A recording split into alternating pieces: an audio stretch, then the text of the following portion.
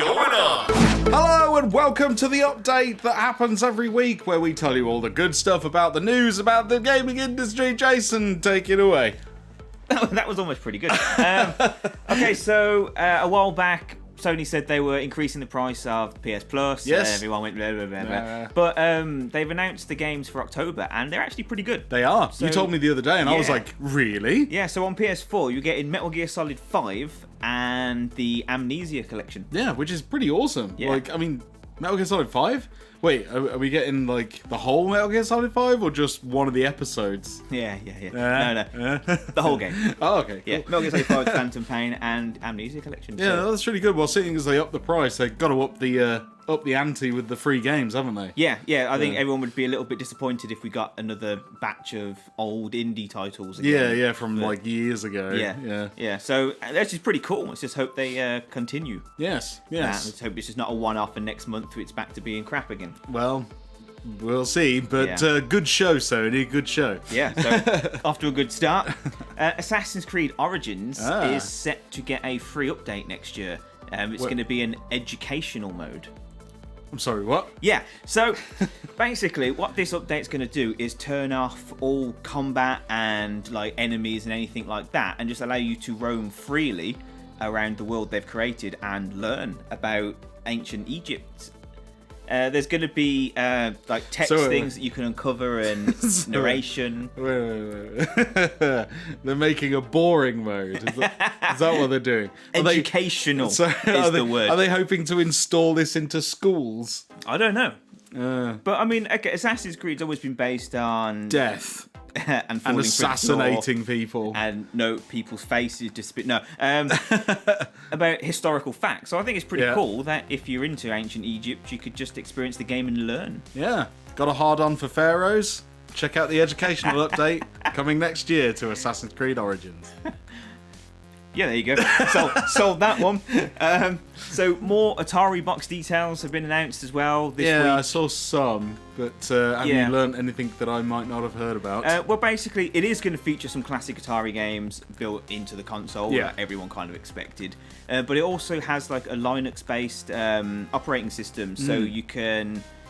What they've said so far is it's going to offer a PC experience for the TV. So whether that means it's going to be like a Steam box... It's basically an NVIDIA Shield. Yeah, because they've also said that it's going to have streaming apps and social media apps.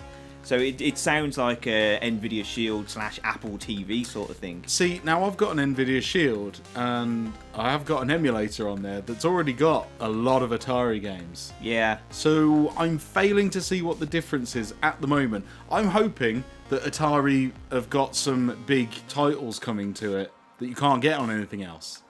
Yeah, but I don't know. They have said that there are some. Yeah. But I don't know. Basically, it's a lot of money as well, isn't it? It's more expensive than the NVIDIA Shield. At the moment, the prices range from $249 to $299, and that depends on what model you go for. Yeah, internal storage varies, doesn't it? Yeah. Mm-hmm. So, I don't know, man. It just sounds like a big wad of cash for something that I already can do. Yeah. So, I'm not sure... I'm hoping Atari come out and say, like, well, here's something you can't do with what you've already got. And I don't know. No. I don't know. Just seems like if you've already got an NVIDIA Shield, if you've already got a Steam box plugged into your TV. Or even a PC plugged into your TV, which a lot of people do, you know, like, especially, what are they? Alienware made them. Steam boxes. Yeah. Yeah, if you've got, like, a Steam box, and I fail to see what the point here is. Yeah, I don't know where they're planning on slotting in. But I suppose time will tell. Yeah, maybe. I mean, I suppose this brings us to a conversation about how it's pretty nigh on impossible for a new console to join the generation now, isn't it? Yeah. I mean, because what are they going to do that the other boxes can't? That's the big question. It's like, forget frame rate and 4K and all that kind of stuff for a second. The games... What company in their right mind is going to make a top-end AAA experience for a console and not put it on anything else? The market's changed so much now that they can't afford to do that. So it kind of also means that it makes it impossible for a new console to just step in. Unless they've got something really awesome hidden up their sleeve. Yeah. Is your phone just ringing? My phone just rang, but it's fine. Unbelievable. Okay, so yeah, meh. But I don't know. More news on that when we get it. Yeah, so it's still slated for spring 2018 release date. So I suppose it's a way off yet. Yeah, it's way off. Still more details to come with that one. I expect. Awesome. Next story. Move on to. There have been some layoffs at the Chinese Room. Layoffs. Yes, the Chinese Room. Chinese Room, more famous for what was that game? Everyone's Gone to the Rapture. Oh, that one. Yeah. Everyone's gone to the Shropshire. Everyone's gone to the Shropshire. So the walking simulator, basically. Right. They've had some layoffs, have they? Yeah. Basically, the development studio is going dark because of financial issues. The co-founder had some health scare issues.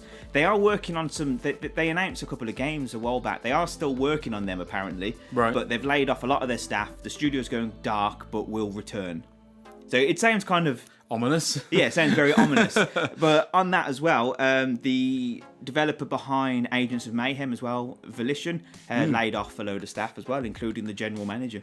What? Okay, well, I thought that game was doing quite well. Yeah, to be fair, I've not really seen much about it. It's not one that piqued my interest. I keep seeing adverts for it everywhere. Yeah. But I've not played it, I must admit. No, so they've had a lot of layoffs as well. So it's so sad times. Sad times for the people that make walking simulators and heroes of the what? The Agents of Mayhem. That's so the one. yeah, the big open world one that's set in Saints Row universe. But when you got games like Grand Theft Auto 5 still milking everything, it's just difficult. Yeah, what's the point? Yeah, mm-hmm. It's nice, but who cares? Yeah, yeah. So there's a couple of big studios there having some layoffs. Not good. Fortnite released their Battle Royale mode. I've been hearing nothing about. I mean, everything's just been about this Battle Royale mode. What the hell is it, Jay? It's very much like PlayerUnknown Battleground. It's 100 people against each other, last man standing. Right. So, but set in Fortnite's world where you can still craft and build stuff. So it's pretty cool. And they said that when the update, because it was a free update for everyone, released, they had over 1 million players.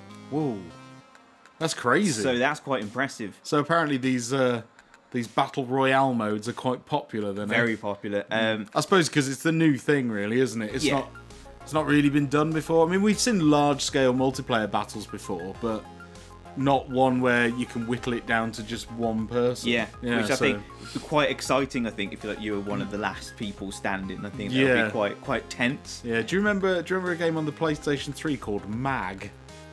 No. No. Do you remember that? It had like huge online player battles. Like it was like 72 people in a match or something ridiculous. Like it was insane. But I remember trying it. And you just step outside and get shot. It's just all over in seconds. So. Yeah. I don't know. I have not played Battlegrounds or Fortnite, so I have no idea how difficult it is. But I can imagine quite difficult if you don't know what you're doing. Yeah. Yeah, so I mean, I haven't played PlayerUnknown Battleground yet. I do really want it, but I know it's coming to console soon. It is, yeah. So I'll wait for that because I'm crap at PC gaming. So I'm just gonna land and get shot instantly if I try to play the PC. I might have a better chance on console. Can you not plug your Xbox controller into your PC? I don't know, maybe. Does it have controller support? I don't know. If anyone knows out there, let us know in the comments. I might actually be able to give it a go. Might be worth looking into. Yeah, but it just proves that the console market is yearning for a game like that. So when it does get its Xbox release, I think it's already a popular game as it is. I think it's just going to skyrocket when that one comes out. Yep, absolutely. Yeah. And then lastly, there was a new trailer for Red Dead Redemption 2 released today. I've not watched it. Me neither, but I thought it was worth mentioning. Great. Okay, so we've not got much to say about this, but I mean, I've it's quite open that we're not a massive fan of Red Dead Redemption as it is. So I wouldn't even know what it was going on about. But if you haven't seen it yet and you're interested, then it's definitely go look there. for it. Yeah. If you're an absolute mega fan of Red Dead Redemption, then check that out. But it's probably just more of the same, really, but with better graphics, I should imagine. Yeah, I think that's exactly what it's going to be. Awesome. Yeah, and that's it for the news. Right, so now we've reached the part of the show where we check the comments from last week's show and read them out. So, have we had any comments, Jay? We have had a few. Just loading up now. I was loading up. YouTube decided to reset itself. I didn't talk for long enough to fill this gap, and I feel like I'm waffling and hopefully I'm filling up enough time so Jason can find the video to be able to read out the comments from all you lovely people that we love reading out the comments so much. Jason. Truth be told, I found it a while ago. I just wanted to see what he could, wanted to see where he was going to go with that. Dick! Yeah. I'm professional, but I'm not that good. Yeah, that was actually pretty convincing. So we kick off with Nate saying that he likes the backing track for the video. He never noticed it before. So there you go. There you go. We have a backing track. Yes, and it's very cool. Yeah, it's pretty good. Yeah, it's alright, isn't it? Andy M then comes in and says, when it comes to consoles, they need to remember that not all gamers can buy new consoles each year. Yeah, I mean, obviously, like, new consoles, like, I'm not classing the Xbox One X as a new console either, because it's not. Same, it's the same, because you're not... Basically, if you don't get an Xbox One X, you're not missing out on anything that Xbox released. All you're missing out on is some slightly shinier graphics. Yeah, pretty much. That's pretty much it. Exactly. But you will be able to play everything that's released. So I'm not classing that as a next generation console, another iteration. The Xbox 2 will be the next the next one, and the PlayStation 5, for example. The PS4 Pro isn't a new console. The Slim's just a revision. Yeah. So I suppose if you're not bothered about having the revisions or the slightly upgraded tech, which like the Xbox One X or the PS4 Pro, then it doesn't really matter, does it? Because I mean, if you haven't got a PS4 Pro, or if you're not getting an Xbox One X, are you really missing out? No, you can still play the games they're releasing, just as we said, just not with just slightly dialed down graphics. Yeah, with leaves that look slightly better in the distance. Yeah. So if you really want crisper foliage in the distance, then you got to spend £500 for the privilege. Yeah, but you're not going to miss out. You're not going to miss out. So I suppose, they release new iterations all the time, but you don't need them. Yeah, you don't need it. No. It's all marketing hype. You don't need them. No, unless they do go forward with, so the Xbox One X goes really well, and then they look at bringing out consoles that require different graphics cards to run different games, and go down the PC They won't. route. They won't. I can't see it happening. Because then they would literally single-handedly kill their own market, because everyone will just go, well, I might as well just get a PC. Yeah. People buy consoles because they know that once they've got it, they can play. Everyone has the same experience. Yeah. There's an online service where all their friends are there and blah blah blah. Yeah. So it's just a nice, neat package in a lovely box with a controller. Makes it simple. Keep it simple. But if they start doing all these upgrades, they're just gonna kill off their own customer base. Yeah, everyone just go to PC. Exactly. So there you go. So thanks, Andy. Thanks for your comment. Xander Crease says that he asked for the Marvel vs. Capcom Infinite Collector's Edition at his UK game store, and the employee told him the exact same thing, where it was naff. Yeah. So he was like, shout out to the guy working at Game there. Yeah, totally. Oh man, yeah, that collector's edition. I remember when I first saw the picture of it, I was just going mental over the. It looked LED amazing. Infinity Stones. Yeah. LED Infinity Stones. LED Infinity. Yeah, and it's just terrible. Yeah, it is just like an egg box. It looked really bad. He also asked the question, what was the most regretful decision you've made selling or getting rid of a console? His was the Saturn. I can't say I have many regrets because I've still got them all. Yeah, same. I don't sell consoles. No, I don't actually. I've still got all of them. Everyone that I had as a child, I've still got it. So I have no regrets. Actually, one regret I do have. There is one regret. I once owned Metal Gear Solid Twin Snakes on the GameCube, and for the life of me, I don't know what happened, or if I traded it in. I can't remember what happened to it, but it's gone. I want to get it back at some point. It's just, and I've seen it a few times. Like, we've been at conventions, haven't we? And we've seen it on the shelf. 50 quid, Twin Snakes. Should I? You're at a convention. You don't want to just blow all your money on one thing. Yeah, and a game that you've already played. Actually, on the game front as well, a series of games that I regret selling was I had all the .hack All of them. All 4 dot hack games. All of it. I think the last one's like 90 quid now, isn't It's it? insane. Yeah. They're like 30, 50, 70, 90 pound if you want to buy them now. And I had them all on the PS2. Yeah. And for some no reason, I sold them. Got them. And then every time I see them at the conventions now, it's like... He points them out. He goes, "Oh look, they've got all the dot hacks." I'm like, "Yes, they have, Jason. Have you seen the price?" Mm-hmm. Yeah. And actually, it popped into my mind. There was a console that I sold ages ago, and I didn't sell it. I give it to my sister just because she enjoyed playing on the console more, and then she got rid of it. But I had the see-through turquoise N64. Oh, Jason, Yeah. they're like 150 quid now. I know, right? Oh, it's like the rarest colour as well. Yeah. And I had one. I had one. Didn't you have a Pikachu one as well? No, I didn't. No. I swear to God you did. No, I don't. No? At least if I did, I've sold that too. I thought you had a Pikachu I've got one. the I've still got the original black one, but Yeah, I had yeah. the turquoise one, and my sister sold it. God. How much did she sell it for? I think it was like 40 quid. Oh, it's not too bad. No, but- it was a very long time ago. Yeah. But yeah, now seeing them, it's like, oh god, I wish I still had that. Yeah, so there you go. Those are our 2 major regrets. So thanks Xander, thanks for your Thank comment. Cookus Nerdy Corner asks, do you think Square Enix is milking the heck out of Final Fantasy 15? And do you think Resi 7 Chris's DLC looks very generic? Right, okay. First with Final Fantasy. Well, yes, they are, and they're going to, because the thing took long enough to make, so they're going to milk make it their for money. all it's worth, because why the heck not? You know, it is, well, I mean, whether you like it or not, it is a great accomplishment. Yeah, it's a really good game. Whether you don't like the story or whether you do like the story, it's just phenomenal the amount of work, time, and effort has been put into that game. So yeah, they're going to put a phenomenal amount of time and effort in milking it and telling everyone about it and releasing new things for it. It's just got to happen. The game costs so much money to make.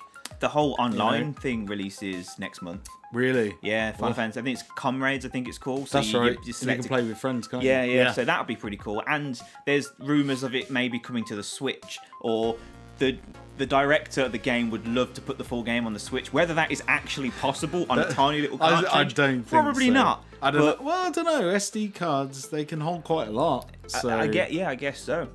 But yes, there are rumours of that. I don't know. It sounds more like the director's flight of fancy, if I'm honest. But Watch this space, I Yeah, suppose. yeah, But, yeah. So as what was far the as second part? Resi 7 Chris DLC. oh, it looks like Call of Duty, doesn't Yeah. it? You can now punch the molded. Yeah, well, Chris is famous for punching boulders, so why doesn't he punch molded? Yeah, why but not? I thought all of the DLC that they released, so I've got all the banned footage, and there was 1 or 2 very good parts to that, but the other bits that were like, I liken them to Call of Duty Zombies, where it's just wave after wave of enemy and you got to get ammunition to kill them. And the other one they did, Ethan Must Die, which was pretty much Dark Souls. Right. They were both just naff. Yeah. Unnecessary. Completely unnecessary. So this one's probably going to be no different, really. Yeah. I mean, I've already heard that they are working on Resident Evil 8 already, and they have been since Resident Evil 7's kind of been released. And I made a comment saying basically if they have already started working on that, then you can bet your bottom dollar it's the same engine as Resi 7. Probably will have some minor graphical tweaks. And this is where we're going to see Resident Evil going from now on. We're just going to see these first-person iterations with added-on DLC just hacked into it every now and again. Yeah. So I've fallen out of love with the franchise quite heavily at the moment. Yeah, I mean, I said I enjoyed Resi 7 for what it was, Yeah, but it's definitely not Resident Evil. And to be honest, I'm just looking forward to Resi 2, and I just really hope they don't screw it up. Yeah, me too. And also, even closer, which I still think is more Resident Evil than Resident Evil is, Evil Within 2. Oh, yeah, I mean, it's produced by Shinji Mikami, the original creator of Resident Evil, so his artistic flair is still seeping through into that series, and it feels a lot like Resident Evil, let's face it. It's kind of like a passion project that's sort of the same thing. But yeah, so if you're really missing proper survival horror, check out Evil Within 2. yeah. Let's just hope they've improved a lot from the first one. Yeah. But thanks, Cookus Nerdy Corner. Thanks for your comment. So I'm not going to read it out, but William C5233, thank you very much for your review of the Yakuza series. Oh right, yeah. Yeah, he really went to town on it. Oh, so, he did. Yeah. I must have missed that comment. So I'll go and check that out. Yeah, I'm not going to read it out now, but thank you very much for taking the time to review it for us. Cheers. And, yeah, you've kind of piqued my interest. I might actually have to have a go at one of them. Oh, there you go. You sold one. Yeah. Brilliant. Thanks for that. Phil says Ubisoft releases a patch that needs a patch. That's Ubisoft all over. It totally is. Rough. If they're releasing consoles with minor hardware updates every few years, you may as well transition to PC. Yeah, and it's exactly what we said. So yeah, thank you for that. But they're not at the moment. No. Until they release like an Xbox that's got a load of hollow spaces in it. Yeah. Then there's no. I mean, yeah, no.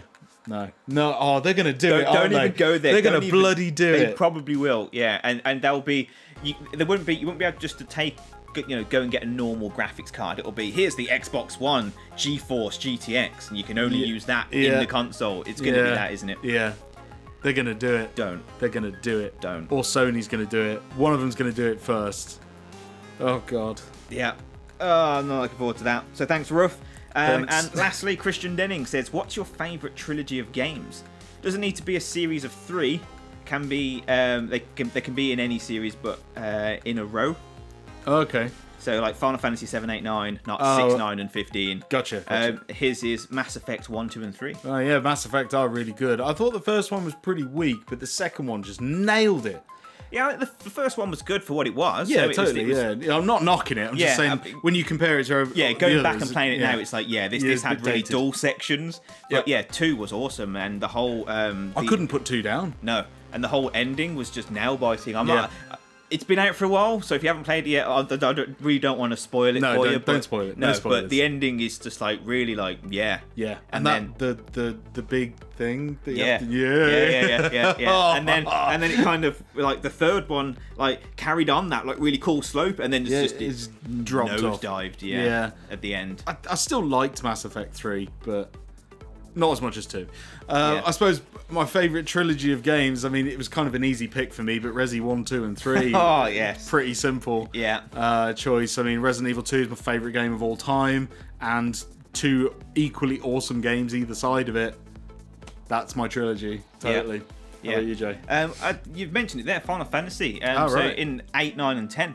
Yeah. So I know everyone goes on about 7 being the best, and okay, it's great, but the first one I ever played was 8, so that will always be my favourite. I love 9 and 10, minus the couple of really cheesy, cringy sections in 10. I like the story of like going on a journey, so it has to be Final Fantasy 8, 9, and 10 for me. Nice. As a trilogy. Very good. Very good. So thanks Christian, thanks for your comment, and that's it for all of the questions. Awesome. So if you'd like to have your comment read out in next week's show, then just drop it in the comment section below, and we'll read it out next week. Yes. Yeah. And sadly, that's all the time we've got for today. I hope you've enjoyed the video. If you did, don't forget to smash the old like button and subscribe if you haven't already. As always, I've been Bren. I've been Jay. And we'll see you in the next video. Bye-bye.